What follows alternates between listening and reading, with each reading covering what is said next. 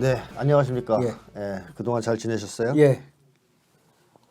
오늘도 예. 통일시대연구원의 손정목 부원장님을 모시고 세상 돌아가는 얘기를 좀 해보겠습니다. 지난해 9월에 독일과 러시아를 잇는 가스관이 있죠. 러시아에서부터 이렇게 독일로 가는 가스관. 이걸 통해서 러시아가 독일에 가스를 아주 싸게 공급하고 있었고 독일이 이걸 받으면서 경제가 호황이었습니다. 우크라이나 전이 터지기 전까지는. 그런데 그 가스관이 폭파됐어요. 이 폭파 사건의 주범이 미국 정부다라는 기사가 이제 나왔습니다.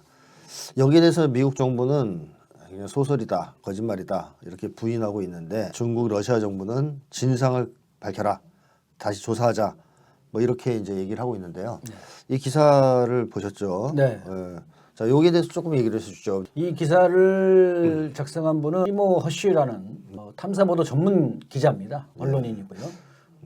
이분이 이제 이거를 심층 취재해서 지난 8일 날 아주 공개하면서 전 세계가 엄청나게 깜짝 놀라. 특종이죠, 특종. 예. 이 시모시라는 기자가 예. 베트남전에서의 미라의 학살 사건 보도로 퓰리처상까지 수상했던 예. 아주 관록 있는 예, 그런 기자입니다. 예, 맞습니다. 이 미라이 학살 사건은 뭐 참고로 말씀드리면 1968년도에 베트남 전쟁에서 미군이 그 미라이 마을에 들어가서 거기 살고 있던 원주민들을 무차별적으로 학살한 사건입니다. 거기에 주로 다 할머니, 할아버지, 또 여자, 또 어린아이, 깐난아기까지 약 500명 이상을 죽인 엄청난 아주 만행적 사건이죠. 네. 민간인을 못 죽이게 되어 있는데 민간인들을 아주 무차별적으로 살해한 그런 사건이고 이것을 은폐하다가 결국 이 허쉬 기자가 탐사해서 미군이 저지른 짓이다라고 전 세계에 폭로하면서 아주 심각한 미국의 그런 본색에 드러난 그러한 사건 중에 하나입니다. 예. 뭐 어떻게 보면 한국에서의 노군리 그렇죠. 사건이랑 네, 비슷한 겁니다. 한국 전쟁 때 미군이 학살한 거와 비슷하죠. 예. 물론 뭐 이 사건만 있지는 않고 맞습니다. 훨씬 더 많은 학살 사건이 있는데 네. 가장 대표적인 학살 사건이고 예. 그것을 이 기자가 터뜨리면서 예. 이제 공론화됐고 결국 이제 인정되었다 이런 것에서 이제 의의를 찾을 수 있겠습니다. 예. 미국이 이 가스관을 왜 터뜨렸을까요? 예. 이 노르트 스트림이라고 하는 이 독일과 그 러시아를 잇는 이 가스관은 그 발트해를 거쳐서 러시아하고 독일을 직접 연결하는 겁니다. 그래서 특히 노르트 스트림 2라고 하는 두 번째 가스관이 만들어지면서 유럽 전역에 50% 이상의 아주 싼 가스를 공급하면서 유럽 경제를 밑받침해주는 아주 중요한 계기가 된 거죠. 특히 독일은 이 러시아로부터의 이런 아주 싼 저렴한 그러한 가스와 원유를 수입을 해서 독일 경제를 유럽의 중심 또 나아가 세계에서의 가장 유력한 경제 강국으로 키우는 바탕이 됐던 거죠. 노르트 스트림 2는 13조 원이나 들였습니다. 약 13조 원이 들여서 러시아의 가스프롬을 비롯해서 프랑스, 독일 이 회사들이 연합해서 일종의 합작 회사를 만들어 가지고 거기서 이제 이거를 진행을 한 건데요. 미국 입장에서 본다면은 이게 독일 경제가 성장하는 것을 사실 되게 불안한 거죠. 증거로 제시할 수 있는 어떤 뭐 보고서도 있지 않습니까? 예, 맞습니다. 그래서 이 작년 9월달에 스웨덴의 나야 다그 블라테르라고 하는 신문이 특종 보도를 한 건데요. 미국 국방부와 연계를 맺고 있는 랜드 연구소라고 있습니다. 랜드 커퍼레이션이라고 하는데요. 이 국방부 산하의 일종의 싱크탱크죠. 이 싱크탱크가 준비한 전략 문서가 공개됐습니다. 그동안에 비공개로 이렇게 있던 것이 어떤 형태로든 뭐 스웨덴 쪽 언론에다가 들어가서 작년 9월에 15일 날, 9월 15일 날 이게 공개가 됐는데 난리가 났죠. 이게 한마디로 우크라이나 전쟁의 미국의 진짜 목적이다. 라는 것입니다. 보고서의 제목은요. 독일을 약체화시켜 미국을 강화한다. 이런 제목입니다. 러시아도 약체화시키고 유럽도 망가뜨리고 이런 것이 지금의 미국의 우크라이나 전쟁을 하고 있는 근본 목적이다라는 것을 이 미국 자체의 보고서에서 전략 문서가 공개됐던 거죠. 이 그 기사 제목은요. 미국은 전쟁과 유럽의 에너지 위기를 어떻게 계획했는가라는 겁니다. 그래서 그 내용을 간략하게 말씀드리면 우크라이나 전쟁의 실제 목적은 이미 준비된 대러시아 제재를 유럽이 널리 채택하도록 압박하는 것. 것이라는 거고요. 그래서 독일과 러시아를 분리시켜서 그래서 최종적으로는 유럽 경제는 완전히 붕괴할 가능성이 높고 그것은 바람직하다. 이런 내용이 씌어져 있습니다. 이를 통해서 미국은 자국의 비싼 원유, 가스들을 실제로 4배 이상 폭리를 취하면서 팔았죠. 작년에도 올해도 지금도 그러고 있고요. 그래서 9조 달러 이상, 약 우리나라 돈으로 약 한 9,200조, 뭐 거의 1경 가까운 돈인데요. 이런 이익을 볼 수 있다라는 그런 추정치까지도 이제 일종의 미국의 일종의 전략 문서입니다. 이것이 이제 원래 2019년부터 준비됐다고 하는데 이게 정리가 된 것은 작년 1월 달에 정리가 돼서 나온 것 같고요. 이게 보도가 된 게 작년 9월입니다. 그래서 작년 2월에 전쟁이 시작됐으니까 이미 전쟁 전부터 미국이 전쟁이 일어났을 때 어떻게 하겠다라는 이러한 의도와 계획을 담고 있는 이런 문서다 이렇게 봐야 되겠고 노드 스트림 2의 폭파는 바로 이러한 전략 문서의 실행 과정이다 이렇게 봐야 될 것 같습니다. 그리고 얘들이 지금 미국에 대해 바라는 거는 뭐냐면 그럼으로써 독일의 그 유능한 그런 젊은이들이 미국으로 오게끔 그래서 일종의 이 지적 자산을 갖고 있는 젊은 사람들을 미국으로 유입할 수 있는 그런 길을 열겠다라는 그런 또한 목적도 이 보고서에 실려 있습니다. 그럼 뭐 힘을 빌린 게 아니라 예, 잡아가는 거 아닌가요? 그렇죠. 뭐 자발성의 어떤 형태를 띈 내용적으로는 뭐 사실 강제적으로 데려가는 거죠. 자 그러면 이전에 미국이 이걸 폭파시키겠다고 이렇게 기밀을 누설했지 않습니까? 예. 빅토리아 눌란드라고 미국의 현재 정책 차관입니다. 국무부. 이 여자가 사실상 우크라이나 마이단 쿠데타 2014년에 쿠데타를 실질적으로 기획 주도했던 사람인데요. 이 사람이 현재 국무부 차관을 하고 있습니다.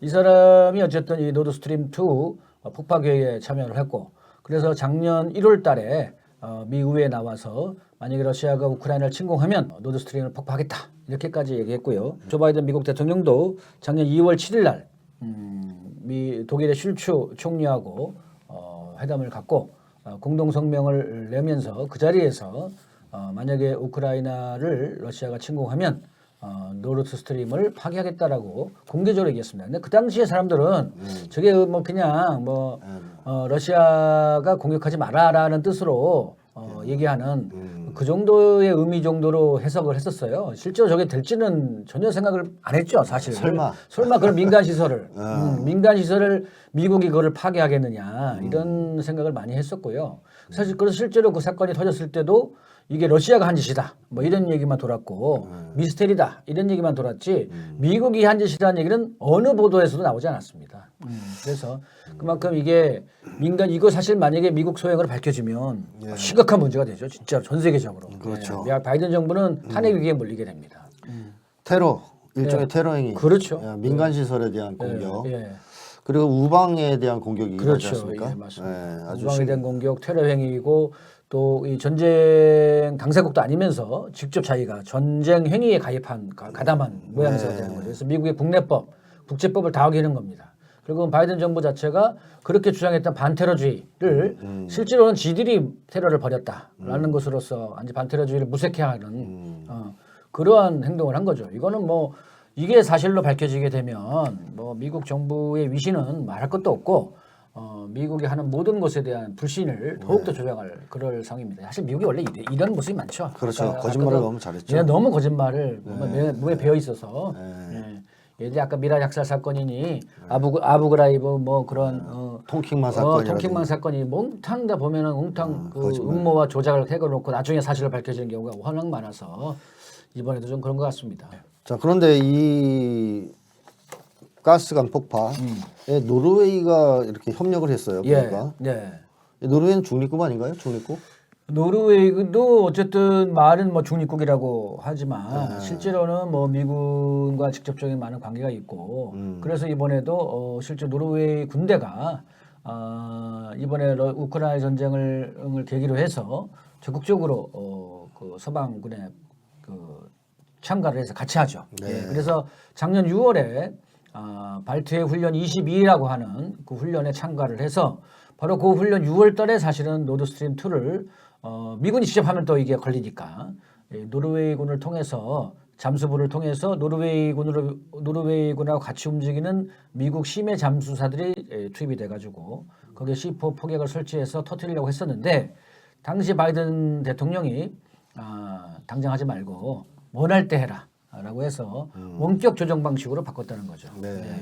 그래서 그 원격 조정 방식으로 하려기 위해서 9월달에 이 소위 소나 부표라고 하는 이 전자파를 발산하는 부표를 그 9월달에 떨어뜨려서 그걸 그 전자파를 통해서 원격으로 C4 포기약을 폭파시켰다라는 겁니다. 그렇게까지 자세하게 아주 뭐 디테일하게 나와가지고요. 이걸 한번 저희 통일시대 언론인 통일타임즈에 오시면 번역물이 다 전문을 다 번역해놨으니까 한번 오셔서 보시기 바랍니다. 네, 이렇게 해서 터뜨려 놓고 여론전을 통해서는 러시아가 터뜨렸다. 그렇죠. 근데 러시아가 뭐 한 이유가 없잖아요. 13조 원이나 들여서 10년간 걸려서 만든 건데, 그러니까 러시아가 했다고 하기에는 너무 좀 근거가 미약한 거죠. 그렇죠. 그래서 나중에 가면 미스터리라고 합니다. 왜 누가 터뜨렸는지 모르겠다. 예, 이렇게 이제 정리를 했던 건데, 그게 이번에 터진 겁니다. 그 미국이 지금 그 유럽에서의 우크라이나 전쟁을 대하는 모습도 그렇고 또 중국이나 러시아, 네, 북을 대하는 태도도 그렇죠. 강경한 입장으로 지금 나가고 네. 있는 것 같단 말이죠. 네네. 그런 거에 대해서 한번 얘기를 좀 중국 관계 특히. 예, 중국 풍선을 미국이 전투기를 동원해 가지고 미사일을 알려서 터뜨렸습니다. 그러면서 중국이 미국 상공에 정찰 풍선을 올렸다. 그래서 일종의 군사적 정탐행이다. 뭐 이런 식으로 이제 포장해서 대대적으로 반중 캠페인을 지금 벌이고 있는 거죠. 근데 사실은 그게 좀 이상한 게요. 뭐 아시겠지만 누구나 다 그 이미 위성이 발달돼 있고 아주 촘촘히 수백 개의 위성이 다 떠가지고 다 이게 바라보고 있는 이런 조건 하에서 또 수많은 인터넷과 이 수많은 이 네트워크망들이 전 세계적으로 다 퍼져 있는 조건 하에서 그런 구시대적인 그런 방식으로 정찰을 중국이 했겠냐라는 합리적 의문이 다 누구나 갖고 있는 거죠. 예, 중국 그렇습니다. 입장은 어떻습니까? 민간 기업에서 그렇죠. 띄운 기생 관측용 풍선이다 이렇게 주장을 풍선이죠. 합니다. 그렇죠. 근데 미국은 아니다. 정찰을 목적으로 한 그렇죠. 이제 모 눈에 뭐만 보인다고. 네. 항상 남의 나라에 가서 정탐하는 거를 남의 나라에 가서 이렇게 잘 관찰하는 것을 습관으로 하고 있는 나라가 남의 나라가 하는 거면 또 그렇게 보이는 거죠. 사실 작년 11월 인도네시아 발리에서 중미 정상회담이 있었습니다. 그때 바이든 대통령과 시진핑 주석이 회담을 하면서 우리는 서로 싸우지 말자, 서로 협력하자, 경쟁하자, 뭐 이런 식으로 합의를 봐서 당시 언론을 보면 중국 입장에서 상당히 고무적이 되었다. 아주 미국이 더 이상 막 중국을 괴롭히지 않고 서로 합리적인 경쟁을 하면서 서로 공존하는 이러한 걸 갖추려고 한 것이다라는 식으로 보도가 많이 됐어요. 그런데 갑자기 이 풍선 사건이 터지면서 그 방중이 취소됐습니다. 그렇다면 이제 미국이 작년에 했던 어떤 약속, 이제 말로 했던 약속을 다 빼고 대중 강경 노선으로 다시 돌아섰다. 이렇게 이제 봐야 됩니까? 실제로 미국은 그 이후에 그 현재 이런 풍선 제조업체들을 다 제재했고, 제재했고 또 미국이 중국의 하이테크 기업에 투자하는 것을 다 규제했고, 규제했고 그리고 7일날 바이든이 연설에서 어쨌든 중국이 우리를 적대시하면 반드시 대응할 것이다. 라는 강경한 입장을 밝혔고 또 미국의 그 하원의 외교위원장도 중국이 우리의 제1의 적이다. 지금 미중 패권 경쟁이다. 이렇게까지도 강하게 얘기하면서 대만과 우크라이나에 대한 아주 그 직접적인 그 준비 지원을 해야 된다. 이렇게까지 강하게 지금 들이밀고 있습니다. 중국 입장에서는 앞으로 더더욱 미국 말을 믿기 힘들어지지 않을까. 글로벌 타임스 보도에 따르면 중국과 미국의 신뢰 관계는 제로로 추락했다. 이런 보도가 나왔습니다. 그래서 그만큼 중국이 미국에 대한 실망감은 엄청나게 큰 것 같습니다. 엄청나게 큰 것 같고요. 특히 사실 이제 가만히 이렇게 생각해 보면 사실은 미국 정부가 작년에 중국과 적절한 화해 형태를 취하면서 러시아를 고립시키려고 하는 또 워낙 중국과 러시아 관계가 밀착되어 있으니까 그래서 약간의 이간질을 시켜서 그 미중 관계를 좀 좋게 만들어서 러시아를 고립시키려고 하는 그런 의도가 있었던 것 같아요. 근데 이번에 다시 그것이 다 그 원위치가 되면서 전통적인 최근까지의 전통적인 모습인 이 대북중러 적대 정책 를 계속 강경하게 고수하는 이런 모습을 지금 미국이 취하고 있다. 아무래도 미국의 군사복합체나 소위 뭐 딥스테이트라고 하는 그러한 네오콘 세력들이다. 뭐 이런 세력들이 계속 강경하게 밀어붙이는 것이 아닌가라는 의혹을 갖고 있고 실제로 이 제 내용은 이 제가 혼자 하는 얘기가 아니고 미국의 현재 여러 분석가들이 하는 얘기이기도 합니다. 그러니까 이제 미국이 유럽에서도 강경 정책, 중국에 대해서도 강경 정책을 쓰고 있고 한반도에서도 당연히 그렇다면 강경 정책을 쓸 거라고 이제 예상되죠. 예, 맞습니다. 상반기에 그런 그 한미 연합 군사 훈련습이라고 하는 것은 3월 14일부터 공식적으로 시작되는 걸로 되어 있는데요. 그 전에 뭐 놀고 준비하는 차원이 아니고 1월 달부터도 계속 한미 연합 훈련이 진행이 되어 왔고 지금도 진행이 되고 있습니다. 그만큼 미국 입장에서는 아주 강경하게 지금 대응을 하고 있는 거고요. 사실 어떻게 본다면은 윤석열 그 대통령이 그 핵보유 발언이 상당히 또 영향을 미친 거죠. 핵보유를 보유하겠다라는 발언이 미국 입장에서 이걸 빨리 진화시키고 그래서 실제로 그 핵 우산을 보장하겠다라는 태도를 말이 아니라 행동으로 보여줘야 되기 때문에 그래서 이번에 지난 1월 31일 날 오스틴 국방장관이 한국에 들어와서 국방장관 회담을 하고 난 직후에 미국의 그 전략 폭격기 B-1B 랜서라든지 F-35라든지 이런 등등의 그런 전투기를 동원한 연합 공중훈련 등이 전개되었고요. 핵공격 훈련이죠. 예, 일종 핵공격 훈련이죠. 그걸 또 서해에서 했어요. 서해에서 했는데요. 서해에서 했다는 거는 북만 겨냥한 것이 아니라 중국까지 겨냥했다라는 거고요. 그래서 실제로 그때 중국을 겨냥한 훈련을 하면서 만약의 사태에 대비해서 오산에 있던 경기도잖아요.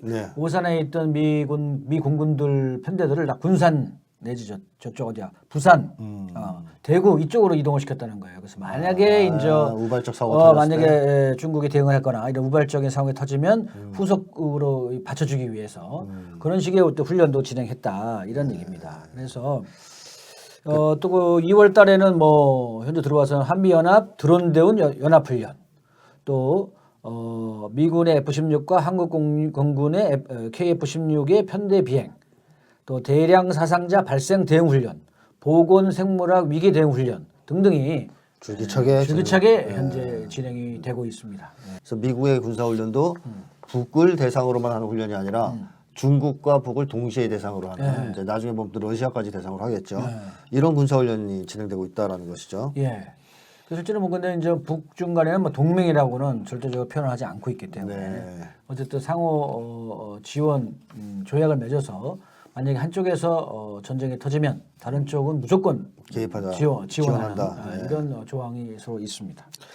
자 그러면 이제 저번 시간에 한반도 정세를 이제 말씀하셨단 말이에요. 북에서는 계속 초강경 대응할 가능성이 높다. 전쟁 위기가 고조될 수 있다 이런 말씀하셨는데 북의 대응도 이제 한번 봐야 될 것 같단 말이죠. 이렇게 미국이 줄기차게 군사 훈련을 지금 하고 있는데 거기에 대해서 외무성에서 일단 뭐라고 얘기를 했었죠. 2월 초에. 외무성 발표는 뭐 이번에 뭐 사실은 다 아시는 얘기입니다. 사실 아닌데 2월 2일 날 외무성 성명이 나왔죠. 그래서 이번에 어쨌든 한미가 1월 달, 2월 달에 걸쳐서 계속 군사 연습을 하면서 긴장을 고조시키고 또 스톨텐베르크 나토 사무총장이 한국과 일본을 방문해서 우크라이나에 대한 군사 지원과 또 뭐 자유주의 진영의 연대 연합을 강화해야 된다 이런 얘기를 하면서 유럽의 나토가 이런 동북아에서 같이 연대 연합을 하겠다라는 식으로 해서 북에서는 아시아판 나토를 만들려고 한다 이런 비판과 비난을 지금 하고 있는데요. 그 과정에서 이제 나온 외무성 성명의 내용은 두 가지입니다. 핵심 하나는 핵에는 핵으로 또 정면 대결에는 정면 대결로 그래서 강경하게 대응할 것이다라는 거고 그래서 미국이 한반도 주변 지역에 전략 자산을 계속 들이밀면 우리는 그 성격에 따라 어김없이 해당한 견제 활동을 더욱 명백하게 할 것이다. 이렇게 발표했고요. 두 번째는 미국이 적대 정책과 대결 요소를 계속 추구하는 한 대화는 없다. 이런 얘기를 공식화했습니다. 그래서 그런 과정에서 1월 말에 또 북은 김여정 부부장이 담화를 발표하면서 우크라이나 전쟁에서 러시아 입장이 확고하게 서서 러시아와 한 참호에서 싸울 것이다. 이렇게까지 공개적으로 밝혔죠. 그래서 어쨌든 북중로 대 한미일 또 나토 이렇게 대결 구도가 보다 분명해지는 신냉전 구도가 분명해지는 이런 과정인 것 같습니다. 이 미국에서 줄기차게 훈련을 하는데 네. 북에서 조용히 있었어요. 그런데 외무성에서 그랬어요. 우리가 조용히 있다 그래서 그냥 가만히 그렇지. 묵과해 주는 게 아니다. 다 그렇죠. 보고 있다. 그렇죠. 근데 이제 그 이유가 사실 이번 열병식 때문이 아니냐는 예. 의견이 지배적이란 말이에요. 네. 2월 8일 날 맞습니다. 건군 75돌 뭐 열병식을 진행했습니다. 네. 외신 반응들이 상당히 이번에 좀 뜨거운 것 같은데. 네. 그러니까 외신에서 가장 크게 주목한 거는 뭐 두 가지죠. 뭐 여러분들 다 아시겠지만 하나는 화상포 17형이 엄청나게 많이 열병식장에 나왔다라는 거고 현재까지 나온 보도는 12대 정도, 12대가 나온 거죠. 두 번째로서는 고체연료 ICBM, 고체연료 대륙간 탄도미사일이 5대 가량이 선을 보였습니다.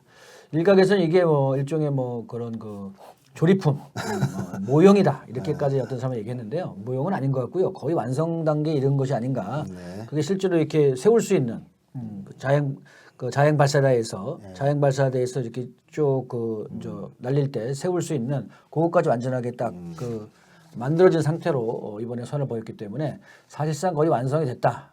이제 시험 발사만 남았다. 이렇게 지금 평가가 나오는 것 같습니다. 네. 그래서 외신들이 이제 가장 거기서 우려하거나 자기들이 이렇게 특히 미국 쪽에서 나오는 얘기는 그날 공개되어 있는 12대만의 화성포 17형만 갖고도 이게 다탄도 대륙간 탄도 미사일이기 때문에 그 탄도 안에 4대 정도의 다탄도만 들어가 있어도 10대를 동시에 쓰면 44개가 되는 거죠. 근데 현재 미국에 현재 배치되어 있는 미사일 방어 시스템이 44문이랍니다. 48개입니다. 예. 12대니까. 예. 48개죠. 예. 12대인데 그러니까 이게 실제로는 이게 이제 하나씩만 맞춘다 하더라도 나머지 4개는 빠져나가는 거죠. 12대가라고 한다면 100% 맞추면. 네, 100% 맞추면 근데 맞출 수가 없죠. 예. 맞출 수가 없습니다. 그래서 현재 미사일 방어망이 무력화되었다. 그래서 실질적인 위협감을 느끼는 거죠. 미국 입장에서는 저렇게 많은 양의 대륙간 탄도 미사일을 가지고 있다니 이런 것이 엄청난 아주 정말 놀라울 만한 것입니다. 그 8개 제6차 중앙위원회 전원회의에서 기하급수적으로 핵무력을 늘리겠다 네. 이렇게 표현했었죠. 그래서 이 기하급수적 핵무력에 늘리는 것에 대한 실질적인 뭐 결과가 아니겠느냐 이렇게 보여지고요. 그래서 지금 근데 여기 번호 1년 번호를 보면 321번부터 361번 요 사이까지 쭉 나왔어요. 그래서 1년 번호당 TEL 그러니까 자행 발사대가 한 대씩 있는 거니까요. 자행 발사대 써 있던데요. 네. TL에 붙어 있는 번호입니다. 이게. 그게 그렇죠. 321. 321번이 이 TL에 붙어 있는 번호가 321번부터 361번까지 나와 있는 거죠. 네. 그러니까 40대가 있다라는 겁니다. TL 이. 40대. 예. 그러니까 뭐 만약에 TL 하나당 그 대륙간 화성포 17이 한 대가 있다면 40대 최소 40대의 ICBM이 있다는 거잖아요. 그 화성포 17이. 그럼 뭐 거의 뭐 미국은 뭐 10대만 갖고도 힘들어 죽겠는데 40대라는 거는 뭐 상상할 수가 없는 거죠. 그래서 이렇게 봤을 때 느끼는 그런 당혹감을 로이터 통신 CNN이 다 보도했습니다. 전례 없는 과시다. 핵무장국인 북이 미사일 생산 능력을 과시했다. 현재 미군의 미사일 방어 체계로는 방어할 수 없다. 네. 이렇게 뭐 사실 얘기할 수밖에 없는 한마디로 좀 그런 비명을 거죠. 질렀다. 비명을 질렀다. 이렇게 이렇게 얘기할 수 있을 것 같습니다. 이게 왜냐하면 예. 이게 화성포 17만 있는 게 아닙니다. 그렇죠. ICBM 이. 맞습니다. ICBM이 그만 있는 게 아니죠. 예, 화성포 12, 화성 12, 15. 15형, 14형, 14, 15. 14, 15. 그다음에 16. 고체연료. 예, 16은 공개가 안 됐어요. 16은 공개 안 됐고. 됐지만 있으니까 뭐 번호가 있을 것 그렇죠. 같고 17. 예. 17만 40개란 말이에요. 그렇죠. 다른 거는 몇 개씩 있는지 모릅니다. 그렇죠. 맞습니다. 그러니까 거기에다가 이제 북극성, 그렇죠. 그 잠수함 발사 탄도 미사일, 그다음에 무슨 뭐 극초음속 미사일, 뭐 이런 등등이 지금 거의 다 선보였기 때문에 사실상 작년 1월에는 뭐 북이 막 그 미사일 시험을 많이 했어요. 그죠? 엄청나게 많이 했는데 올해는 한 번도 안 했습니다. 그만큼 이미 실전 배치가 끝났다라고 평가가 되는 것 같아요. 그래서 1년 사이에 대단한 생산력을 발동을 해서 북이 미사일의 그런 그 실전 배치가 상당수 이루어졌다 이렇게 지금 평가가 되고 있기 때문에 미국으로서는 상당히 긴장할 수밖에 없는 그런 상황이 되는 것 같습니다. 그 미국이 거의 지금 패권이 추락하면서 네. 많은 사람들이 이제 계속 얘기하는 것이 이제 미국이 일극 지배 체제는 끝났다. 다극화로 가고 있다. 또 신냉전이 시작되었다. 뭐 이런 얘기를 계속 하고 있습니다. 네. 한마디로 이제 미국이 망해가고 있다. 제국주의 국가로서는 이미 이제 내리막길에 들어섰다. 이런 얘기인데 네. 이때 이렇게 이제 막 더 강경한 행동을 한단 말이에요. 네. 그 이유는 뭐라고 생각하십니까? 미국으로서는 여기서 물러나면은 보다 더 빠르게 자기 패권이 무너진다라고 보기 때문인 것 같습니다. 우크라이나 전쟁도 사실상 끝났는데 두렵다. 이걸 질질질 끄는 것이 결국은 이걸 통해서 아까 얘기했던 대로 유럽 경제도 망가뜨리고 자신들의 경제적 이익을 얻으면서 어쨌든 패권을 유지하려고 하는 그런 거죠. 그러니까 패권을 놓칠 수 없다. 그렇죠. 가장 그게 근본입니다. 동북아에서도 계속 긴장을 유지를 해야지 한국과 일본이 미국 말을 듣는 거고 호주가 미국 말을 듣는 거죠. 그래서 이 대만 문제도 그렇고요. 그래서 결국은 이렇게 계속 긴장을 유지해야지만이 어쩔 수 없이 마치 그 위태로운 뭐라 그럴까요? 그 외발 자전거를 타고 어쨌든 계속 돌려야지만이 자기는 외발 자전거는 쓰는 순간 넘어지지 않습니까? 관성. 예. 이 관성이죠. 관성에 붙여 따라서 외발 자전거를 타고 있는데 이거를 계속 돌려야지 이게 굴러가는데 이게 이제 멈추는 순간 쓰러지니까 바로 그러한 어떤 뭐 끝없는 뭐 위기감, 위기 의식 또 어쩔 수 없는 어떤 돌아가는 그런 그 자기들의 그 이익을 보기 위한 끝없는 이익에 대한 추구 이런 과정들이 현재도 이렇게 어떻게 보면 뭐 냉정한 평가가 지금 나오고 있음에도 불구하고 멈추지 않고 계속 질주하는 이런 양상인 것 같습니다. 이런 모습이 이제 말기 증상이죠. 사실은. 맞습니다. 그런 걸 통해서 현실을 부정하는. 예, 미국이 자꾸만 그런 그 전쟁 위기를 조성하고 끊임없는 뒤로도 그런 사보타지 행동들을 하고 테러 행위를 하고 이런 못된 짓을 하는데 그 여전히 한국의 언론들은 미국을 좋게 보고 미국에 대해서 또 이런 일부 세력들조차도 미국과 러시아가 문제라는 둥, 미국과 중국이 동시에 문제라는 둥, 미국과 북이 동시에 문제라 이런 식의 얘기를 하는 것은 현재 사태의 본질을 제대로 이해하지 못하는 것이죠. 그리고 실제로 미국 편을 들어주는 겁니다. 그래서 그렇게 하지 말고 상황을 냉정하게 바라보고 현재 세상이 변해나가는 그런 흐름들을 우리가 잘 이해하고 대처해 나가지 않을까. 그래서 미국이 현재 이런 전쟁 위기 조성하는 것을 적극적으로 막는 것이 현재 우리의 과제가 아닌가 그런 생각이 듭니다. 네. 예. 여기에 이제 윤석열 대통령은 국지전을 허용해 달라는 보도가 있었을 정도로 모험을 할 위험이 있는 사람이고요. 그래서 이 한반도에서의 전쟁 위기가 상당히 고조될 가능성이 있기 때문에 우리로서는 어떻게든 이 전쟁을 막아내야 될 특히 이제 미국의 대북 적대 정책, 강경 정책을 처리시키도록 만들어야 될 어떤 과정이 있는 것 같습니다. 그렇습니다. 전쟁을 막는 과정들이 결국 우리 민족을 살리고 또 미국이 그런 호전적인 속성을 버리는 과정들이 결국 미국이 물러나는 과정이기도 하니까요. 그런 노력을 우리가 다 같이 해나갈 때가 아닌가 그런 생각이 듭니다. 네네. 오늘은 말씀 감사합니다. 예, 감사합니다. 뵙겠습니다. 다음에 또 뵙겠습니다. 예.